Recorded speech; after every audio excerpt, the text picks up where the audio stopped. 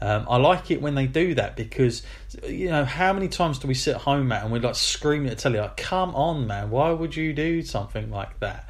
Like, you see a babyface try choke slamming Brock or something, like, why would you even bother trying to do that? It won't work. But it was nice to see logic brought to a babyface. I felt this made Finn Balor better. I think he comes out of this miles better. I mean, he might have lost, but I never had any doubts that he was gonna be, not winning. I mean, I just didn't think he was ever going to be winning the title here. But I do think this is better for him than going into a Rumble match. And you might get the Iron Man again, but what? We've already seen that. They weren't obviously going to have him winning the Rumble, so I feel like having a match with Brock stands out more. Again, he's not got the face paint on. It does give more credibility now to Finn Balor. I wish they would stop messing around with him, though, with 50-50 booking and take him more seriously. I hope they kind of watch that, Matt, and Vince McMahon in particular, and realise that, this guy's got something about him. The crowd, I've got to say, Matt, the crowd, they really, normally with Brock Lesnar, they kind of start cheering for Brock, but they seem really pissed with him. And I thought that was credit to Finn Balor. Great babyface work there. Great selling from Brock with the whole thing where he went into the table. Really sold that.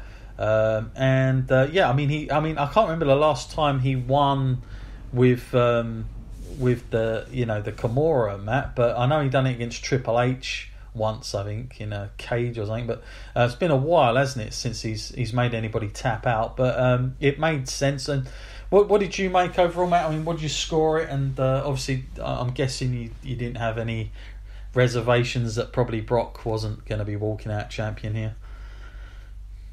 I kind of assumed that would be the case, that he would win. I did kind of like the tagline for it, though, that will Balor make a believer? And he did. He made a believer. Yeah. A lot of people in that. A lot of people thought he probably had no chance, but he did well. And the fast-paced nature of it, I'm surprised that even Brock could keep up with that kind of pace. So continually surprises me on that front. Score-wise, it's difficult. I want to give it a 4, but it's difficult because of the time length, 9 minutes or so. Give it 3.5. Yeah, I'm going 4 with this one. I'm going 4. I'm not too fussed with the time. I remember Goldberg and Lesnar was about even worse. It's half the time of this, and I still really enjoyed that. Anything that's got a bit of uniqueness to it and both guys come out better, I think is even better. I think the fans were much more into this, so I'm giving this one a 4. I know it wasn't terribly long, but sometimes when you're that intense in a match, you don't need to be sometimes. So, but no, I was happy with this. Better than I thought it would be as well. I certainly didn't think this match was going to be better than AJ and Daniel Bryan, but there you go. Just goes to show you, sometimes chemistry works in weird ways. So after the match, of course, Lesnar pretty much booed out of the building, and Finn gets a good sort of reception. And next up, Matt, of course, is the Royal Rumble, the men's Royal Rumble itself. This was actually, by this point, Matt, this was already too long. It was about 4 hours here we were at. I was like, bloody hell, we've got another Rumble to go. I still think maybe the women's, if you look at percentage, I'm only going on percentage. I'm not talking about equal rights. I'm talking about the percentage of roster that are female and male. I think maybe the female should be about a 20 or to 25. I think to have 2 of these Rumbles in one show with title matches around it is just a bit too much. I don't know if you can keep doing this every year. It's going to get longer and longer, I think, as well. But anyway, we get there in the end, and of course, coming out to start things off, Matt, Elias. We know he's pretty popular on our podcast, isn't he? And he comes out, he does the stick with the guitar, Matt, and then, lo and behold, who comes out number 2? The surprise of the night, I guess, Double J, Jeff Jarrett, Matt. How surprised was you to see him, and did you get a little pop on yourself there, or was you smiling in a different kind of way and thinking, what are they doing? nice little surprise. I mean, I'm surprised he got that call and that request and extended the olive branch to him there, because he's not always been one of WWE's top kind of guys. He's done a lot of things competitive towards them. So it's all in the past now, at least. So it's good to see him there, and we see him sometimes, occasionally at the Hall of Fame stuff. So I guess there was always in some sort of good terms and contact. So he came out, and then of course they were going to do a duet match. I was thinking they were going to do it, and this was going to bring on, where Jarrett sort of doesn't sing. I thought we were going to hear that bloody song, "Spin My Wheel," and I thought we was going to get that again, and then we were going to see Jesse James come out. I thought that was on the cards. I thought that was what was going to happen, but it didn't. Elias instead hits Double J with the guitar. I love the fact that Jeff Jarrett, he went all in on the gimmick and took it back to sort of 94, was it 95, I think that all came out, and was wearing that ridiculous attire that he used to have on. I never got how that was practical what he used to wear, that top thing. But I love the fact that he went all in it, and it got a bit of a pop. I thought the crowd really responded well to this. All over, and again, it's a cool spot. It's something we picked out last year at WrestleMania, Matt, wasn't it? We thought that they should have done it then, probably, but they didn't. But I was glad they finally got round to doing this moment, Matt, because it was, it always needed to happen when you got someone like Elias in there with someone like Jeff Jarrett. If it wouldn't have been Jeff Jarrett, of course, it might have been the Honky Tonk Man, Matt.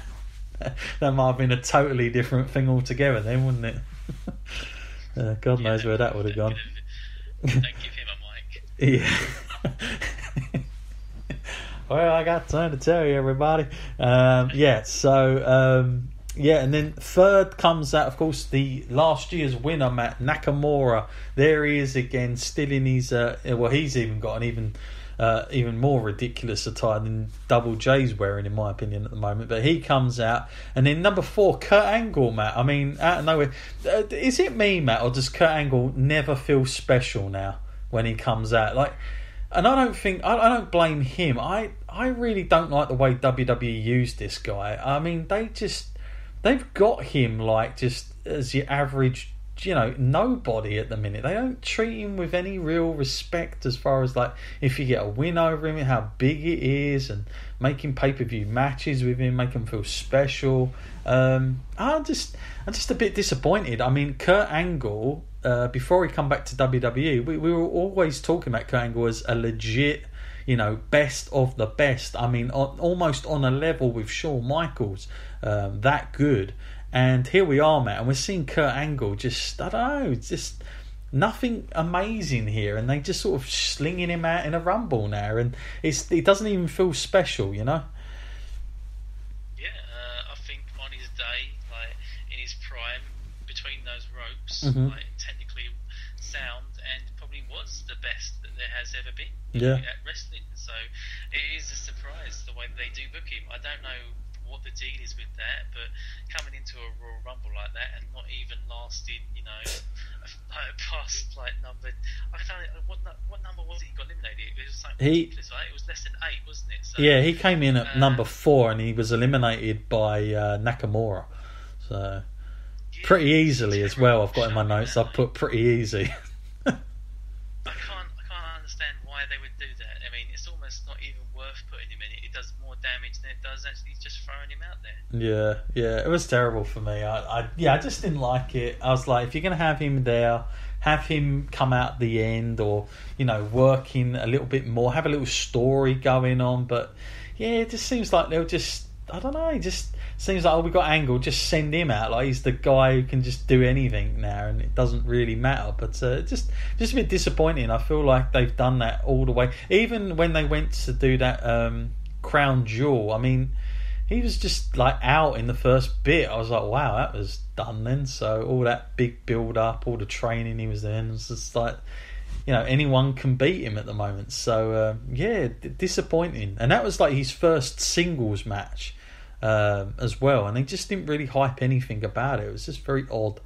how they treat him sometimes. But then number 6, Matt, we get a little surprise. Johnny Gargano is out there. Was you especially surprised to see him from NXT be given a go here? Yeah, I was.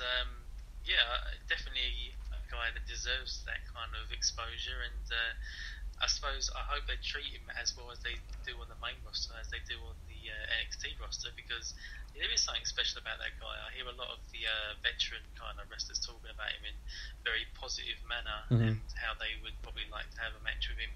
He's one of those kind of guys that's very versatile, and it's as spoken by his win of the NXT match of the year. You know, this guy definitely has that potential to go out there and put on match of the night every time he steps between those ropes. So the more we see of him, the better, I suppose. So he's out there. Jinder Mahal's out there as well. And so it's a nice little start. I quite like the way it was starting. I've got in my notes here. Then we get Samoa Joe. He's out number 8, Kurt Hawkins then is in. I mean, goodness me, that guy! What a gimmick to play up now, eh, Matt? Who'd ever think it? But he's in. He was in this, believe it or not. Does it go to show you, Matt, that as well as we spoke about, the revival earlier being punished, was there a little bit of that for you with Zack Ryder here, not in the Rumble at all? Given what some of the quotes he's been saying, do you think there's something there with him as well?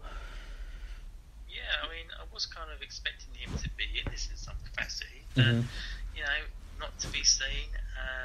I feel like at times with this Rumble, though, although we had so many great people coming in and new wrestlers from the NXT division, I do feel like sometimes I saw a name come out and I was like, oh, here we go. Yeah, I've got notes about that. Waste of a spot. Yeah, I was going to bring that up. Yeah, I was going to bring that up a little bit later because I've written that down. And you know what? I used to get really annoyed sometimes when Legends used to come back or NXT. But, when you've got 30 coming in, there are names that come out and you think, you've got all 3 members of the New Day, for instance. You just got like a variety of certain people that they're never going to win it. No way. So why not have something that's going to give a bit of a pop, a little bit of comedic, a bit of fun?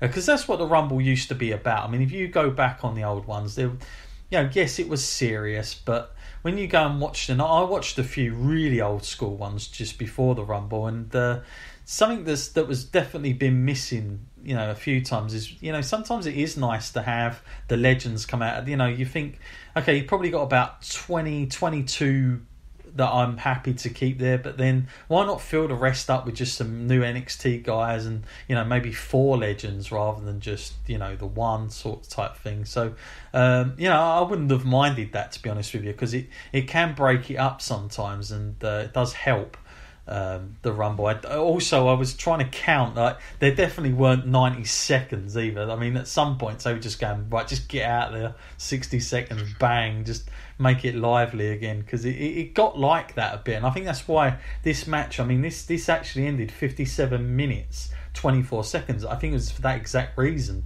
that they knew that was happening. So maybe Double J come out a little bit too soon. I get why they did it, because you need that part with the promos, but it might have been better. Maybe the pop would have certainly been better through the card. So, like I say, we got people like Samoa Joe. Apparently, it was, and oddly, Samoa Joe's first Royal Rumble, Matt, that he's been in since he's been at WWE. So he's always had bad luck, hasn't he, around this time of injuries? So it was good to see him here at this one. Incredible to believe that, considering the length of his career and his achievements. But at least he's finally ticked that off his list. Of course, you knew they were going to do the thing, Matt. Titus O'Neil. This is just an inside laugh, isn't it, for Vince? Send him out. He ran to the ring, and he didn't slip, of course. But then the crowd cheered, and then he crawled under the ring to get Hawkins. What did you? I mean, was that? I mean, it is what it is, I guess, Matt, for Titus O'Neil. I mean, I don't know what else there is for this bloke now. really and truly. After that, Drew McIntyre, Matt, one of my sort of go-tos in this one. I thought, oh, here he comes, and we had No Way Jose come out. I mean, again, just another guy playing the same character I've seen about 3 or 4 times now, and